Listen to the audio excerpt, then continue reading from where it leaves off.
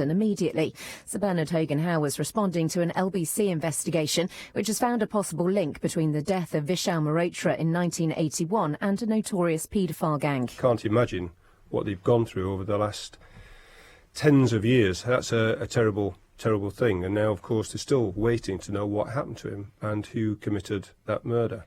Police Scotland has confirmed it's investigating a complaint of historic abuse made against Labour peer Lord Janner. It relates to an allegation of assault on a boy back in the 1970s. Lord Janner's spokesman says he denies any wrongdoing. West Midlands Police have arrested 3 people on suspicion of Syria-related terrorism offences. The 2 men and a woman were held in dawn raids in Walsall this morning. Health campaigners are criticising plans to ban e-cigarettes from being used in enclosed public places in Wales. Cancer Research UK says there isn't enough evidence to support the view that the use of them renormalises smoking. The Duke of Edinburgh has been joking about his day job. Prince Philip was meeting students at Richmond Adult Community College in south-west London. Before declaring the building open, he told the crowd, "You're now going to see the world's most experienced plaque unveiler." LBC weather mainly dry and breezy with sunny spells for London and the south-east, highs of 16 degrees. The chance of a few light showers across England and Wales, but staying mainly dry with some sunshine. Rain likely later for the north of England and southern Scotland. Cloudier for central areas and Northern Ireland. From Global's newsroom for LBC, I'm Eleanor Noakes. Oh, don't forget, it's Jess's gig this Thursday. Oh, yeah. Bit of a mission to get to, though. Not really, I don't mind driving. We'll never get parked over there. There'll be a little space on a side street. Are you sure there's room for me in the car? Jess and Phil, me and you. It's a Smart for 4. Oh, I get it. Another important match on. And you'll be all sulky when they lose again. The new 4-seater Smart 44, engineered with Mercedes-Benz. Feels big, drives small. From just $149 a month. Search Smart to find your nearest retailer. Based on a Smart 44 Passion on a 48-month Mercedes-Benz personal contract hire. 7,000 miles per annum. Mileage and damage charges apply. Advance payment of $149. No ownership option. Credit subject to status. Approvals by June 30th, 2015. This is LBC, leading Britain's conversation with James O'Brien. Call 0345 6060 973. Tweet at LBC. Text 84850. James O'Brien on LBC. It's 4 minutes after 11. You're listening to James O'Brien on LBC. We broadcast from London, but across the entire nation, of course. And my guest this hour is a politician who's had he's had a foot in many constituencies across this country, but seeks next the City Hall of the capital. George Galloway will be running for mayor as an independent candidate. We've learned today that Zach Goldsmith has added his name to the list of those seeking the Conservative candidacy. We heard, of course, from the likes of Sadiq Khan and Tessa Jowell for the Labour candidacy. David Lammy also in that battle. But it will be George Galloway's candidature that perhaps raises the most eyebrows. And I say that, George Galloway, because you've only just lost a by-election. Not a by-election, a general election. I beg your pardon, yes, that's a constituency. Yeah, but I have lived in London for 35 years. My children were born, grew up here, go to school here. I'm more of a Londoner than many who, of course, the majority of people that are now living in London were not born here. So I don't feel like I'm any kind of foreigner. It wasn't so much the suggestion that you're an alien that I was intrigued by. It was the sort of suggestion that, you know, up in Bradford West just a month and a half ago, that was your top priority. That was where you wanted to serve. And I guess I want you to address the suspicion that you just want power and you don't care where it comes from. No. I declared at least 2 years ago that I was interested in this job, and I told Sky News at some cost in the middle of the general election campaign that if I was not re-elected in Bradford, I'd be running for Mayor of London. And the media picked that up and ran with it. So this is not any kind of surprise. Why do you want it? Well, I think that London, one of the greatest cities in the world, needs leadership, and I didn't feel that the field that was on offer when I declared was up to the job of rallying and uniting the great majority of Londoners who are not, of course, the people of the square mile. They're not the people that are dripping in gold, that are to be found on red carpets outside in Leicester Square. They are increasingly, millions of them, pushed to the edge literally and metaphorically, pushed to the edge economically, pushed to the edge geographically, unable to live in London even though they have to work here and we need them to work here. And of course there are huge and diverse communities, many of which I'm really quite strong in. So you will be championing the victims of austerity, the dispossessed, the losers, as it were. Like in the Barcelona and in Milan and Rome, to some extent in New York, mayors have been being elected, speaking for that marginalised majority, speaking for the 99 rather than the 1%. Of course, you've got to have ideas on housing, on transport, on policing, on economic powers, on culture and so on. But we'll get on to those. Yeah. You mentioned leadership. What are your leadership credentials? Well, I've been elected 6 times to Parliament, as you said, in 4 different constituencies in 2 countries, Scotland and England. I have been in politics for 40 years. I helped build the biggest mass movement that Britain has ever seen, the anti-war movement, in the run-up to leadership credentials, George. You didn't lead the anti-war movement. I was and am the vice president of the Stop the War There you go, the vice president. What's the definition of not being the leader? In terms of what you have taken personal responsibility for, running a city like London is not like running a political party that you set up yourself. No, of course, none of the candidates involved have governed. And when they're here, I'll ask them about their leadership credentials, but they're not, so I'm asking you about yours. Well, I'm telling you about my leadership credentials. And a lot of people recognise them. That's why I'm here. It's why the bookmakers are narrowing the odds, because they believe that I can lead movements of people. And that's what I'm trying to do here, lead a movement of people who will challenge the prevailing orthodoxy that London is run by and for the elite. And you've just announced Zach Goldsmith. He's a friend of mine. If you're going to have a multi-billionaire trust fund child as your mayor, he's definitely the best one to have. He's a good and honourable person, but he's undeniably a part of the elite. And I'm speaking for those that are not. Well, yeah, it depends how you define elite, doesn't it? You mentioned yourself a career politician is someone who many would consider to be a part of the elite as well, regardless of how many maverick paths they may have been down over the years. You can't deny that you're a career politician. That's the other sort of phrase that's used to denigrate people seeking office. Either you're a member of the elite or you're a career politician. He's one, you're the other. Well, I think that all the candidates are politicians.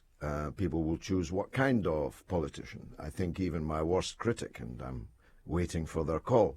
Let me just remind people of the number. If you're listening, George Galloway's worst critic, 0345 6060 973 is the number. They'd acknowledge that I'm not like other politicians. If I had been, I wouldn't have put myself in the position of being expelled by Tony Blair over the Iraq War. I wouldn't have taken up causes that I did from my teens and stuck to them through thick and thin over many decades. And I might have prospered in the political class, but I didn't, and I don't regret it. The situation in Bradford West, I just want to clarify. A few people are asking on Twitter. You mentioned that you were going to challenge the result up there, but did you miss the deadline? No. There's a Section 106 complaint by us, which the police are investigating, and we better not go too deeply into that in the middle of a police investigation into it, but it's a very serious complaint. I believe that it will lead to the setting aside of the Bradford West result. That will result in a by-election. I will not be a candidate. I'm running for Mayor of London. So this is the only job on your to-do list at the moment. Yes. You haven't properly addressed the suspicion, and I appreciate that you want to represent the 99% and you want to lead London into a brave new future. But to talk about George Galloway, the man, there is a widespread perception that you just sort of can't cope with not being in the spotlight, that you need to be... Well, I didn't ask you for a spot on this show. You asked me. You asked to run for mayor. Yes, but I didn't ask why you, you're here. Can you put me on the legendary James O'Brien show? No, you, the legend, save it for the judge, George. pursued me. So if you think about it But for a that's second, partly why, because I wanted to ask you questions like this. Yeah, you wanted to bring me on your show so you could ask me why I'm on your show. No, I wanted to bring you on the show to ask you why you're running for mayor and whether there's any truth in the suggestions that you need the oxygen of publicity. No, I have no need of the oxygen of publicity, but I am not short of it. I have no need of audiences. I have many on television. I'm currently negotiating a new radio show. I'm making a film. I don't know that this is proof that you don't have a desire for the spotlight. No, that's my point. I know. I'm not short of audience. Right. I'm not short of spotlight. But it's, if you don't mind me saying so, to a legend, it's a kind of a silly question. You ask me to come on your show to ask me why I'm on your show. No, but I didn't, George. Well, I'm not telling you what people think, and a lot of people think that it's more about George Galloway than it is. Spotlight, then. It is about the politics. Well, I'd like to find out whether they're right or not. I said you should know this. You You're used to present a radio show you're yourself. Giving me a spotlight so you can establish whether I want a spotlight. No, Come on, I'm James, inviting you on. nowhere. I'm inviting you onto a radio show because you want to run for mayor, Yes. and I'm So let's examining talk your about- motivations for well- running for mayor and wondering how much vanity plays a part in that motivation. That's all. It's not complicated. I'm not the first person to call you vain, George Galloway. Forfend vanity, a politician with any vanity or ego. Well, the suggestion is you've got even more than most. That's all I'm seeking to doubt, understand. Then, that will be reflected in the Do you think you do? No, I certainly don't think I do. But That's where the nickname comes from, isn't it? Which nickname? The Gorgeous George nickname, doesn't Well, it? I Come didn't from a give my- perception that you are quite vain. I don't see why it's a difficult question. No, I was quite handsome then. Were you? It was 40 years ago. Okay. I was quite handsome. I didn't give myself the nickname. It's No, but I'm talking about the perception of voters. You're supposed to care about that. Well, I'm running on my record and on my abilities and on the programme I'll be putting forward. If people think that I'm doing it because I want to be in the spotlight, no doubt I'll not be able to count on their votes. I'll put them down as doubtful. I was hoping you might say something that would disprove them or How do you challenge disprove them. such a charge, James? Well, that's what I'm asking you. No, how does one? Well, you might asked list me- all of the things that you're desperate to do and would continue to be desperate to do I've even tried if you to do weren't that. in You office. said we'll come on to that later. Well, we You're will come- bogging us down we on will whether come or on not to- I'm seeking the spotlight. Well, you are seeking the spotlight. You've admitted that yourself. You've just said I've got lots of other spotlights as well, so Yes, life I is have good. no shortage of spotlights. I don't need to run for Mayor of London, that's my point. All right, so we will move on to why you are and the things that you seek to do for the city. Let's begin with one of the most crucial questions that any mayor of London will ever face. And then with respect, you'll have to put your headphones on for this, George. With respect, once we've dealt with this, we will not have any other mention of the issue. We'll come to Mo first, I think, after the travel news and find out what it is you are going to do or try to do for the black cab drivers of the capital. The time is approaching 11:15. Then we will move on to all the other areas of the city and life in the city that you feel you can improve. You're listening to James O'Brien, joined for the rest of this hour by George Galloway. You can, of course, get your question to him by dialing the usual number. 0345 6060 973 is the number you need. You can ask whatever you want, whether you get an answer or not. Only time will tell. It's 11:15. I'm Chris Golds in the LBC Travel Centre. A couple of issues on the M25. Firstly, on the Surrey stretch, clockwise, one lane's blocked after a lorry broke down between Clackett Lane Services and Junction 6 for Godstone. And then on the Essex stretch, anti-clockwise, there's a lane blocked on the exit slip road because of another lorry that's broken down that they're now trying to recover just at Junction 31 for the Dartford River crossing. Now, in central London, in Yeading, A312, the Parkway, that's closed in both directions. Long delays after an accident at the Willow Tree roundabouts, causing delays back to the Ossie Garvin roundabout in Hayes and also Northolt Station. On the train, South Eastern still have delays of around 40 minutes now between London Bridge and New Cross. That's because of a signalling issue, and the Central line still struggling as well with severe delays because of an earlier signal failure at Marble Arch, and Marble Arch station itself remains closed. Keep London moving. Your next travel updates in half an hour. This is LBC. Invest in your future with Galliard Homes, pioneers of London Docklands. We have been building landmark schemes here since 1993 and are back with Harbour Central, where apartments start at just £350,000. This is the only landmark scheme for sale. Just 5 minutes walk from the financial powerhouse of Canary Wharf. The Jubilee line takes 15 minutes to Mayfair, and from 2018, Heathrow by Crossrail will take just 39 minutes. We know Docklands. In early 2013, a 2-bed apartment in a nearby Galliard scheme was bought for £607,000. In January 2015, this apartment was resold for £800,000. Visit us on Marsh Wall E14 from June 25th till 28th. Prices from £350,000. Call 0203 770 6300 or visit harbourcentral.com. Bar stools, office chairs, shelving, whiteboards, plastic boxes, cleaning trolleys, cantilever rackets, lockers and ladders, kick steps, pallet trucks, safes and stackers, archive boxes, office. AJ Products has over 15,000 products for office, school, warehouse and industry. You will find surprisingly more at ajproducts.co.uk.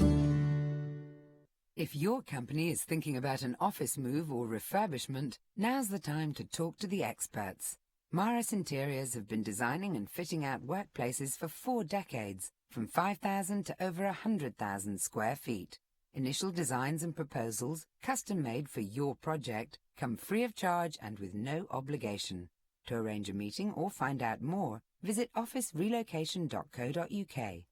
Maris, workplace, design, experts. If you feel so self-conscious about your teeth that it stops you smiling in public or eating causes you pain, I've got a bit of a phobia about a denture. I really did not want to wear a denture. it could all be different in just a day. So I heard about teeth in a day and I thought, great. I'm Dr. Michael Zivitz, dental specialist at TDC Implant Center. Our award-winning treatment could give you a full set of beautiful fixed teeth restored in just one day. A quicker, less painful alternative to traditional implants. I saw my ex-dentist yesterday in the supermarket and I gave him a great big smile. So see smileinaday.co.uk or call TDC Harley Street on 0203 7334 986. James O'Brien on LBC. 18 minutes after 11, mayoral candidate George Galloway is here. The clever money, it would seem, will see Tessa Jowell with the Labour nod, Zach Goldsmith, who's thrown his hat into the ring representing the Conservatives, and the unknown quantity, the third way, if you will, in next year's mayoral election, George Galloway. A Twitter account known as Tortoise Watcher, George, wants to know who will be funding your mayoral bid. The people. It'll be crowdfunded, just like my Tony Blair film that's coming out soon. It will be crowdfunded. The crowdfunding will be launched next week after the mayoral launch in Conway Hall on Sunday night. So you kind of don't know how much you're going to have to play with until people start. No, we're going to ask for 100,000. We might get more. Would you take big donations off members of the elite? Depends on their motivation, as long as it was transparent and as long as they didn't expect anything in return. But I'm not expecting any. No, not at all? Not at all. Well, you never know. Phone lines are open. Mo is in Euston. Mo, what's your question for George Galloway? Good morning, George. Morning to you. Basically, George, I've got a question for you regarding the black taxi trade. We are the best taxi trade in the world, recognized times and times. We are facing at the moment a big problem with TfL. We are facing a biggest problem and corruption of these Uber taxis, which they trade in illegally on the streets of London. Basically, I want to see and I want to know what is your vision on that. Well, I'll run Uber out of town if I can, but the very first thing I would do as mayor is make sure that they obey the law and they obey the regulations that are laid down in the statute. And as you implied there, they're not. And TfL is not only not doing anything about that, they give every impression that they're in bed with Uber. And that goes for the mayor. It also goes, for that matter, for David Cameron. And David Cameron's close circle are deeply involved in Uber. But even if they weren't, the point is that Uber represents the kind of zero regulation, no red tape. Every man is the competitor of every other man. There's no system in place for the protection of workers, the protection of the public, and so on. And people say, I get it all the time on Twitter, well, Uber is cheaper. Well, it depends what you mean by cheap.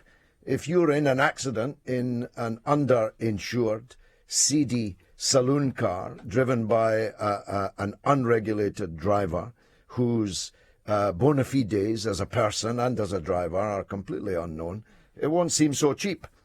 But they're not unregulated. Just to clarify, you might find the regulation inadequate, but there's no suggestion that there's. Well, the regulation that there is not being applied. That's a different accusation, isn't it? That's not. Well, they're effectively unregulated if they're not being forced to obey the regulation. Every major city in the world has found Uber has met, or most major cities in the world have managed to accommodate Uber. Why shouldn't London? Well, some have banned them, of course. Not many. No, but it's growing, the number, and I'll seek to ban them, because I think that having lost our red telephone boxes and our red pillar boxes now being owned by the King of Kuwait, we need to protect the black cabs. They're a part of our heritage. But that's an emotional argument, and we need nothing wrong with a bit of emotion, James. London is London. You could turn the Tower of London into a block of luxury apartments, and you could say that would be emotional to stand against it, but I do stand against it. And how well so? I think we'd all stand against that, George. Well, in terms of due diligence, how feasible is it to run them out of town? Because it's a great campaigning phrase. Mo, you love the sound of that, am I right?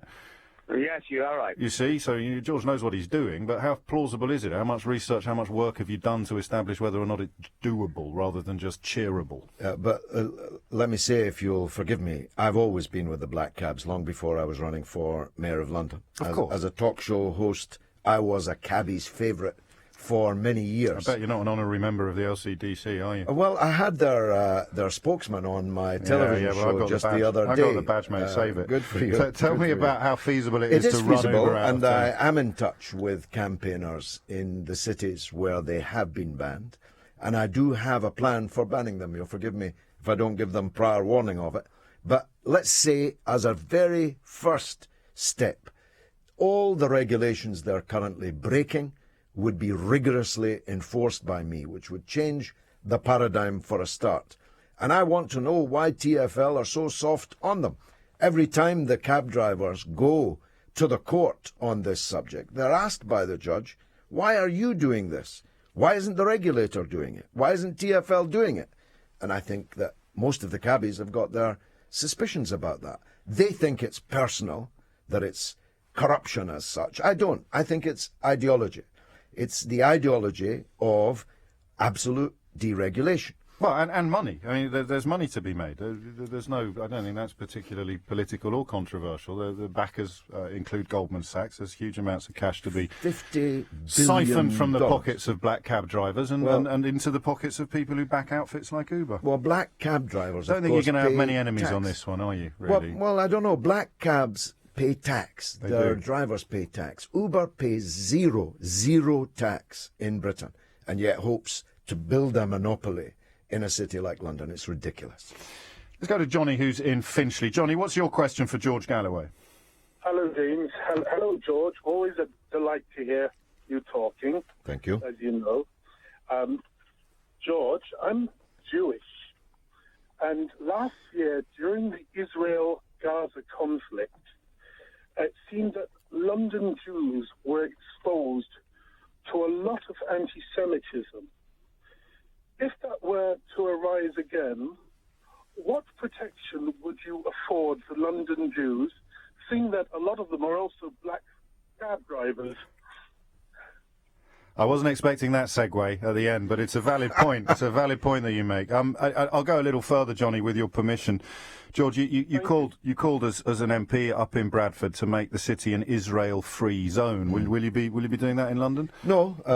Why not? Because foreign policy is a matter for the Parliament and the government, and the London Mayor is not the Pope or the President or the Foreign Secretary. So no, nor is the MP for Bradford West. But he's a member of Parliament, which not is of government. No, but he's a member of Parliament. He's entitled to fight for a government line. So you would I'm make not going to. No, the answer is clear. I'm not going to try and call for London to be an Israel-free zone, but neither am I resiling from my views, which are shared by millions in London, that the treatment of the Palestinian people over many decades, but last summer in Gaza in particular, or most recently, was savage, was almost unbelievable, and the attitude of the British government and most of the British media towards it was reprehensible. But this has nothing whatsoever to do with an attitude towards Jews or Jewishness. Actually, I think at least 2/5 of my closest circle are themselves Jews, and they have exactly the same attitude to the Palestine question as me. So this has nothing to do with Jews, nothing to do with anti-Semitism, against which I have stood all of my life, as I've stood against all kinds of racism. And anti-Semitism is just a form of racism, though the most virulent, the most deadly in our history. And as you know, to try to separate support for Israel from Jewishness is in the hearts and minds of many of Israel's supporters rather harder to do than you've just acknowledged. So what will you say to or say for Londoners who believe, for perfectly understandable religious, historical, cultural reasons, that Israel is justified in doing almost anything she wants to protect her borders or to protect her future? What would you say to Londoners who subscribe to that school of thought? Because you're a million miles apart. That they are wrong, and that the notion, my country, right or wrong, is preposterous in any case, but the notion that somebody else's country, right or wrong, is even more absurd.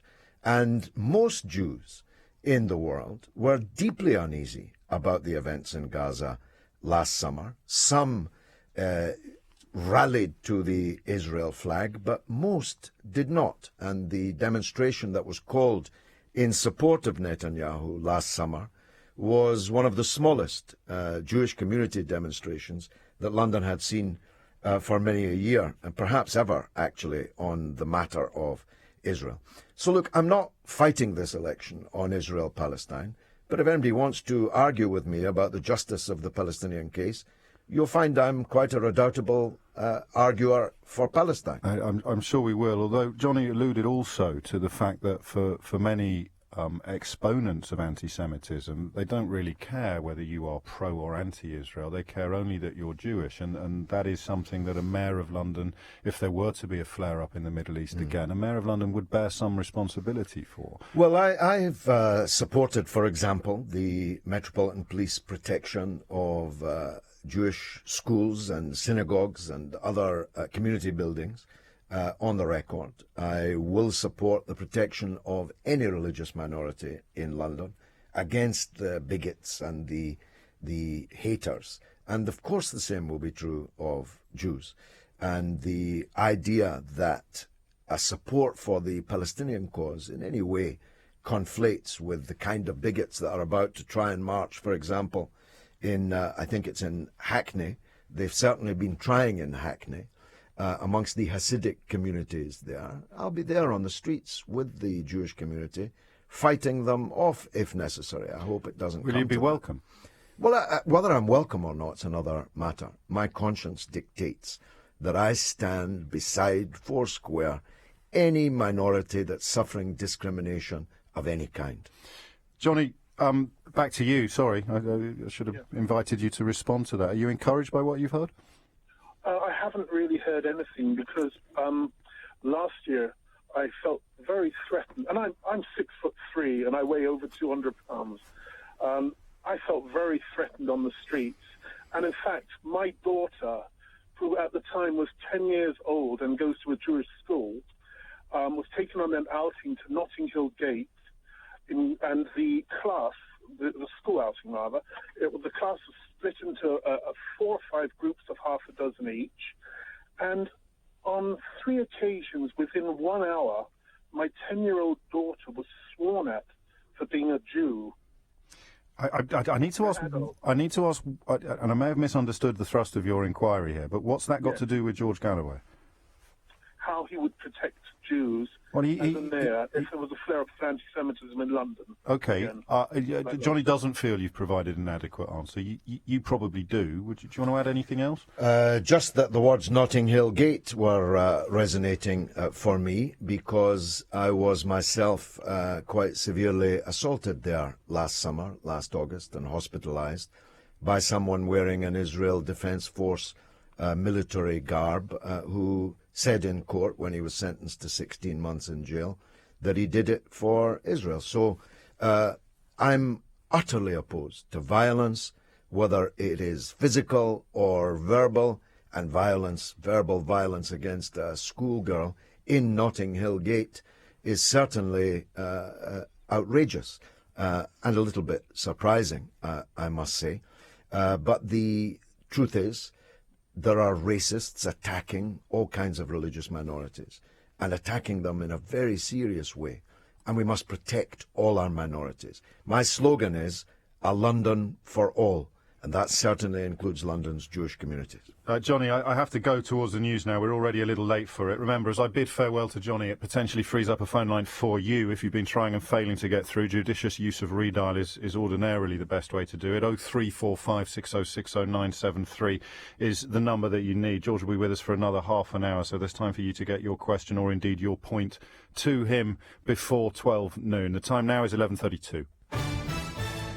Eleanor Noakes is here with the headlines. Conservative MP Zac Goldsmith has announced he wants to join the running to become Mayor of London after being re-elected as Richmond Park MP at the general election last month. He says he wants to consult his constituents first to get their permission to stand. James has been speaking to George Galloway, who has already announced his intention to run for Mayor. He's given LBC his reaction to the announcement by Zac Goldsmith. If you're going to have a multi-billionaire trust fund child as your mayor, he's definitely the best one to have.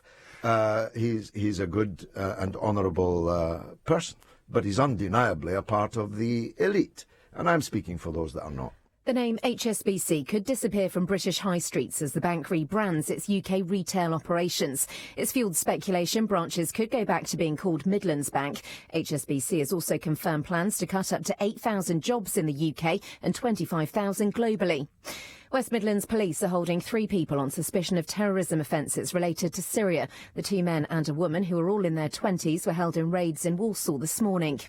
LBC weather mainly dry and breezy with sunny spells for London and the southeast, highs of 16 degrees. The chance of a few light showers across England and Wales, but staying mainly dry with some sunshine. Rain likely later for the north of England and southern Scotland, cloudier for central areas and Northern Ireland. From Global's newsroom for LBC, I'm Eleanor Noakes. This is LBC.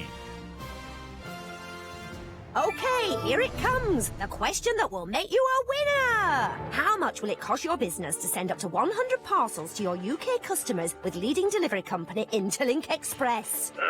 100 parcels to 100 customers. Have to hurry you. We need to wrap this up. Just like those parcels. Sorry, nothing. Correct! They're so sure a free trial will convince you to keep using them, they'll deliver up to 100 parcels for nothing. Just go to interlinkexpress.com and everyone's a winner. New customers only. Conditions apply. If you run a business and you're near a computer, type the name of your company into Google now. Chances are everything you find will be good. But all it takes is one negative review and your reputation on any kind of digital and social media site can change just like that. Reputation.com can manage and improve your brand's image online to make sure potential customers find out about the good reputation you've worked so hard to build up.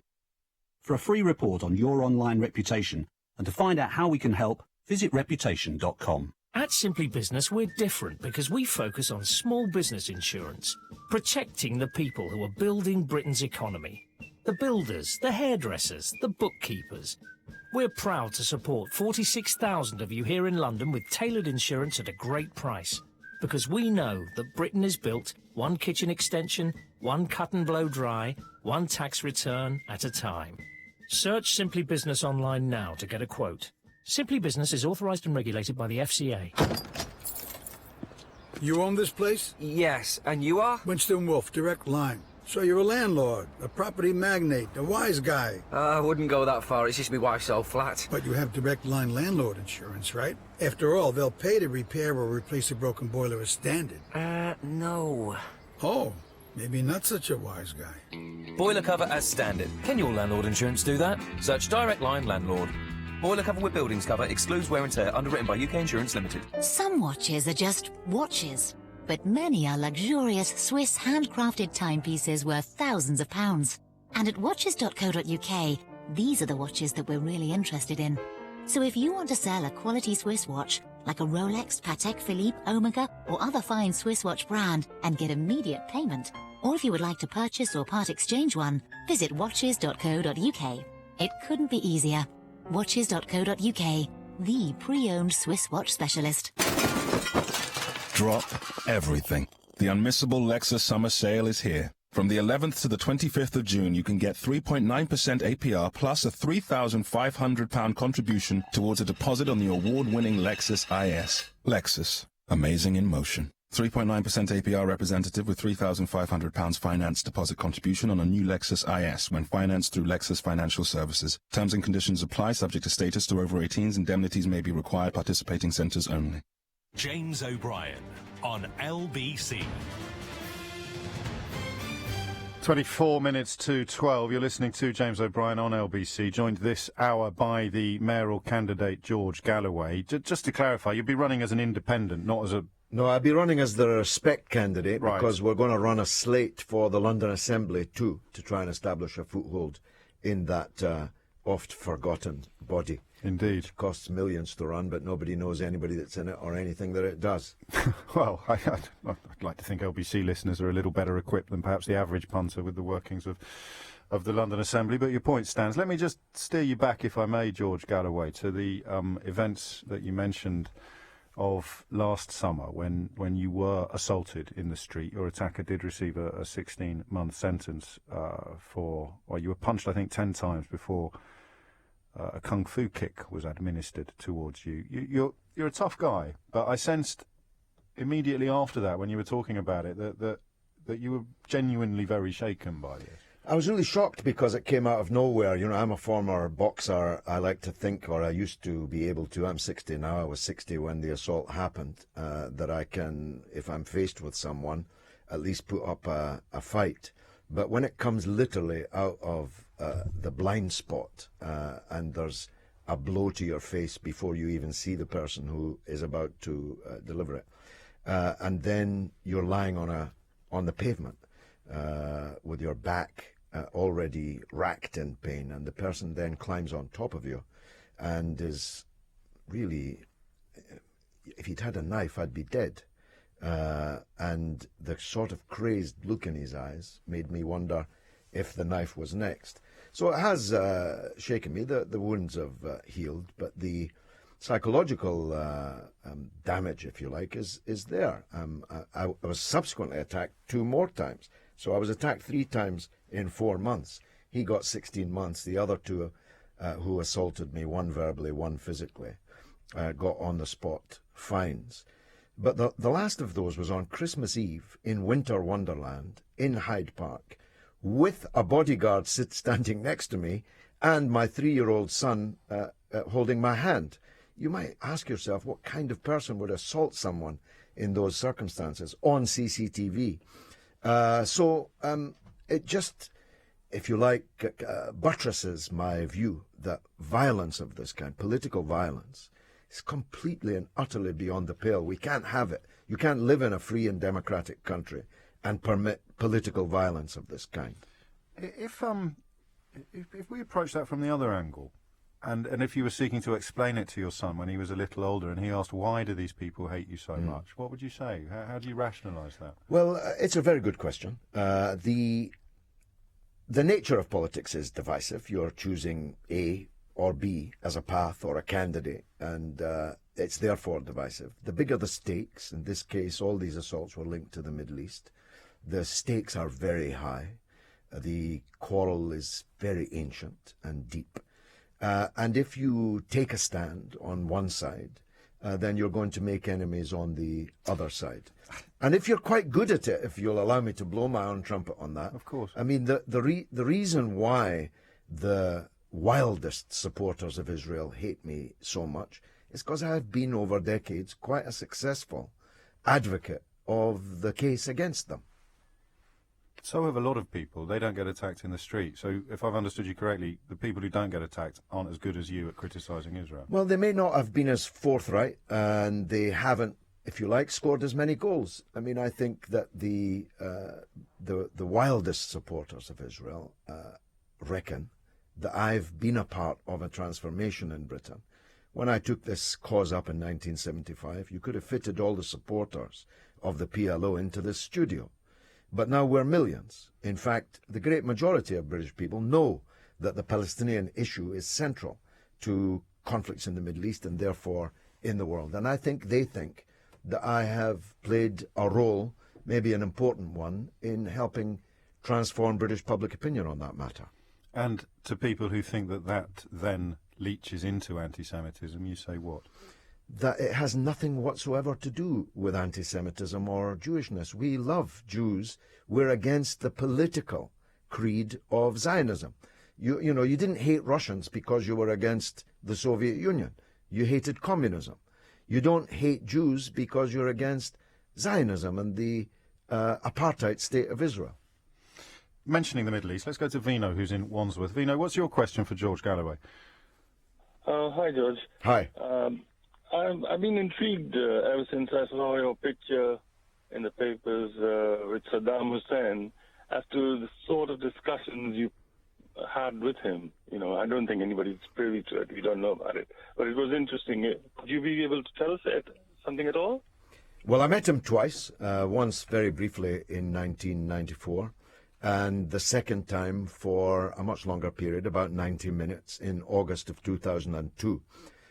So my experience with him is necessarily limited to those two occasions. What I would say is this, that the great majority in Iraq wishes that Britain and America had not invaded and occupied their country, because it was a country with many problems.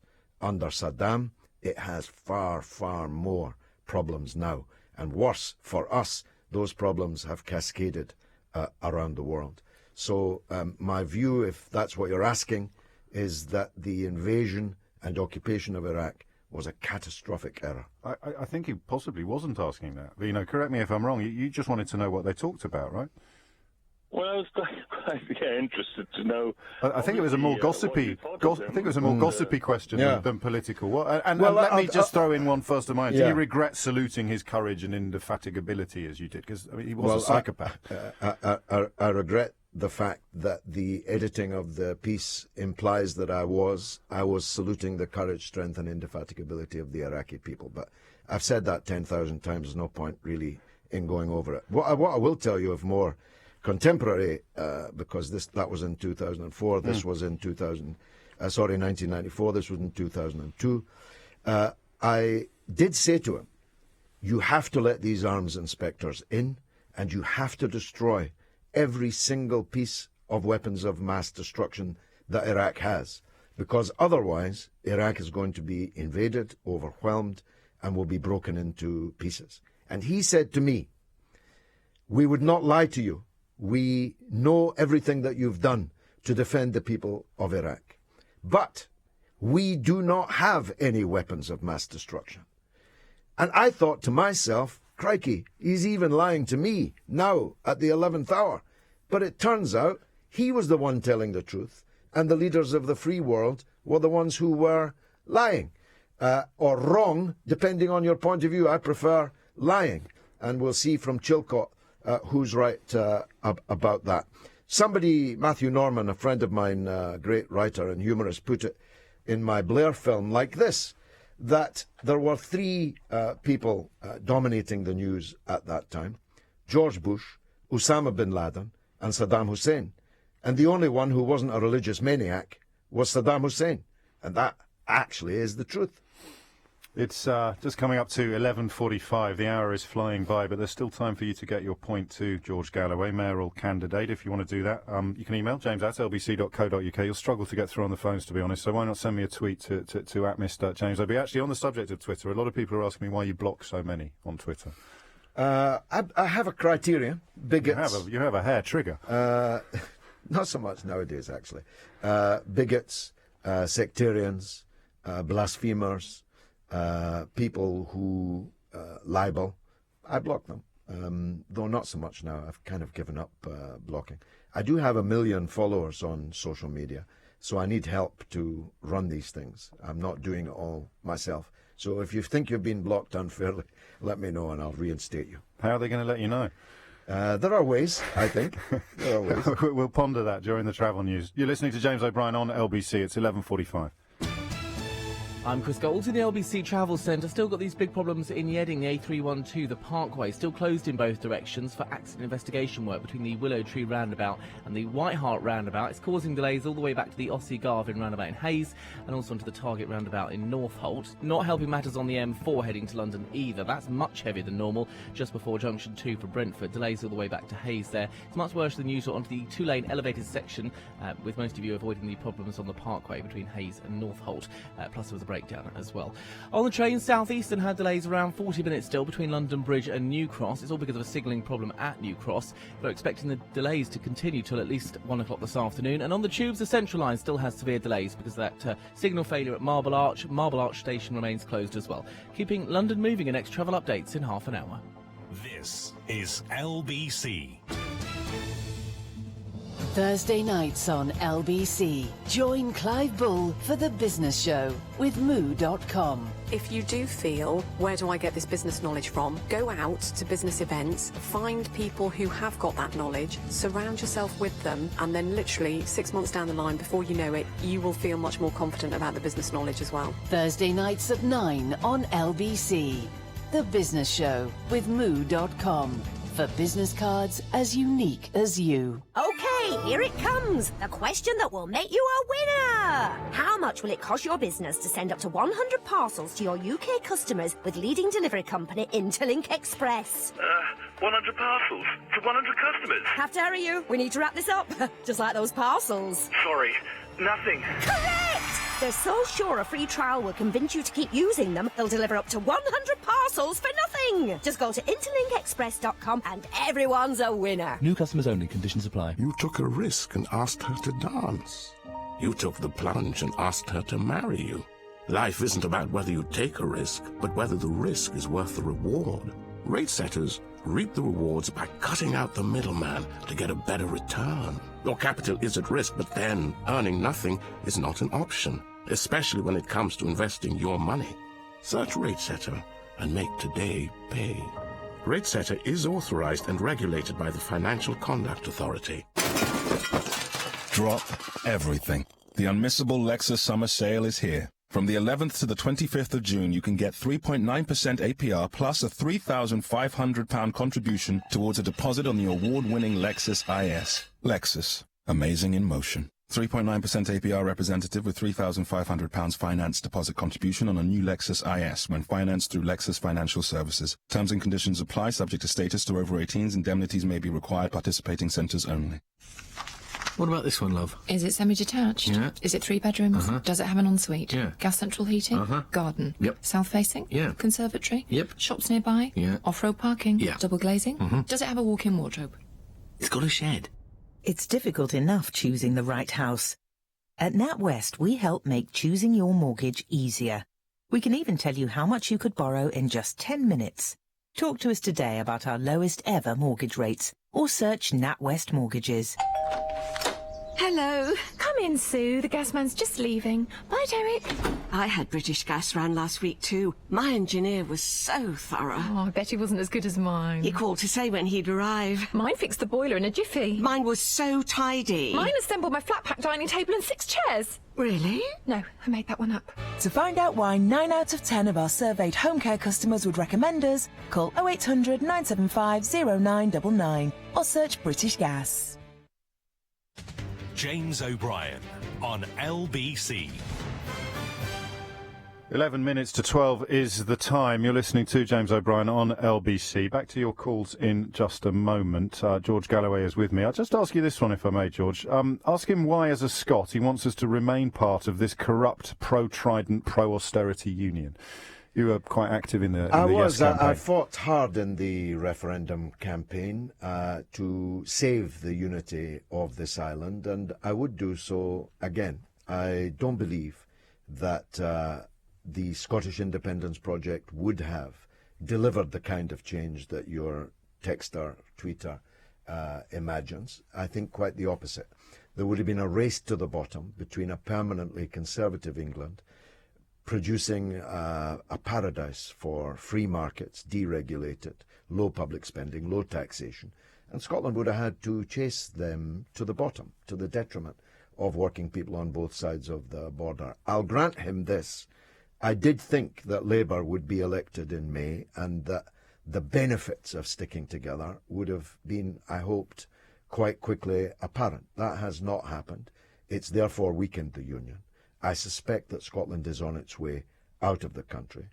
And in any case, as we're talking about me in London, it's about time London got into this devolution home rule debate, because all kinds of places, Scotland, Wales, the north west of England, are all in the devolution business, and London needs to get into it. We produce most of the wealth in the country, but we have almost no power. We talked jokingly, I did, about the London Assembly earlier. It's a toothless, powerless organisation for the most part. We need a powerful parliament in London, and we need powers over some of the economic and other aspects of our lives here. Which leads us into Rav's question from Harrow. Rav, what would you like to ask George Galloway? Hi there, George. Hi. Hi there.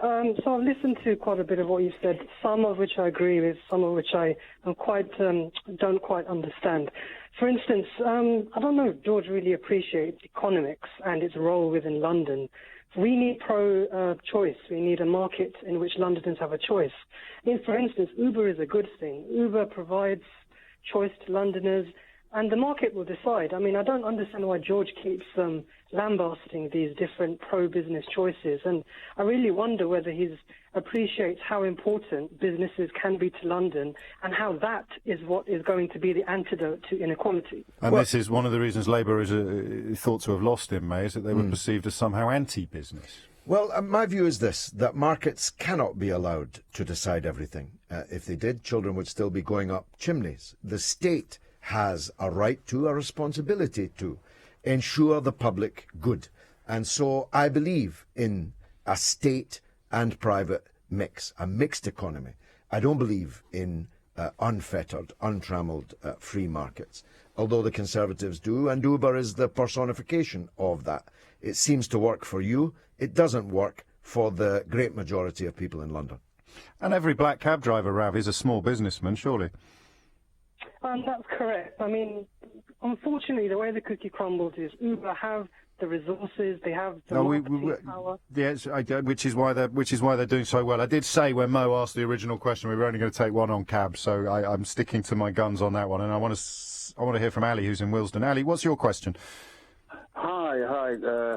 Good morning, George. I believe you believe in human rights, and I want to ask you. I'm an Iranian in exile. There are around 6 million Iranians in exile out of Iran. 100,000 Iranians have been executed according to Amnesty International and Human Rights of the United Nations. You know Islamic Republic is one of the ruthless terrorist organizations in the world, yet you work in Press TV, which belongs to Islamic Republic of Iran. How can you be a mayor of a metropolitan city when you work for Islamic Republic of Iran and Press TV? You even took Ken with you, Ken Livingstone, to Press TV. How can we talk about human rights and justice when you work for Islamic Republic of Iran? Well, I guess I'll put you down as doubtful in the election. I present a television programme on Press TV, as I do on Russia Today, and as I would do on Sky, if they would offer me one. I'm responsible for what I say on my show on those platforms, not for the governments that ultimately own them. But you give them credibility by being there, don't you? Well, would I give Rupert Murdoch credibility by being there if I took a show on Sky? I don't know. If I were parroting the point of view of Rupert Murdoch or Iran or Russia, that would be condemnable, but it isn't true. But they are, two deeply suspect regimes, Russia and Iran, and you will be seen as somehow supporting them by taking their shilling. Some people have pulled out, of course, of presenting on Press TV as a result of this very, very question, including my colleague Nick Ferrari. Some people have had acts of conscience. I wasn't going to, for reasons of politesse, bring that up, but Nick Ferrari was on the payroll of Press TV, as was Andrew, the BBC fellow, the famous now witch hunter on the Daily Telegraph, and so on. So, look, we're professionals, James. We present programs. Speak for yourself, and we stand or fall on what we say and do on our programs. I don't share your analysis of the governments of Iran or Russia. And in any case, I'm not speaking for either. And yet you take their money. Well, I'm a television presenter. Of course, everybody that presents. Is there anyone shows, you wouldn't work for? Is there anyone you wouldn't take money from? If any platform, including Rupert Murdoch, offered me a show, my only criterion is this. Don't ever tell me what I should say. Don't ever tell me what I must not say. And no one has on any of the platforms that I've worked on. Ali's figures are accurate. The number of executions in Iran. These are. I don't know how long a period that is over. If it's from 1979 until now, it's 100,000 too many. Yes. I'm against all executions. It's still illegal to be gay there. It's not actually illegal to be gay, but it's illegal to practice gay sex. Oh, that's all right. But it's not illegal to be gay. But it's horrific in either case. It's not illegal to be gay in Russia, but they have a... So if ISIS TV came to you tomorrow and said, George Galloway, we've got just the gig for you, how do you fancy it? No, because I'm the country's... We promise not to tell you what to say. We promise not to influence you in any way. I'm the foremost opponent of ISIS. I want to see them all lying dead in the street. And if the British government had listened to me right at the beginning, there never would have been an ISIS. So, no is the answer to that. But the states that own Press TV and own Russia Today, and the BBC is owned by the British state. There are all kinds of state broadcasters. And I'm ready to stand or fall. I've got 50,000 videos on YouTube of what I've said on those platforms over the years. And I stand by all of it. So would you work for an Israeli television channel if they offered you the right? No, I wouldn't. Why not? I wouldn't, because of my political attitude to Israel, that I believe in no recognition, no normalization with Israel until it has negotiated a settlement with the Palestinian people, and it has not yet. Just to clarify, you wouldn't have any problem working for a Jewish television station. It's an Israeli state-funded one. Absolutely.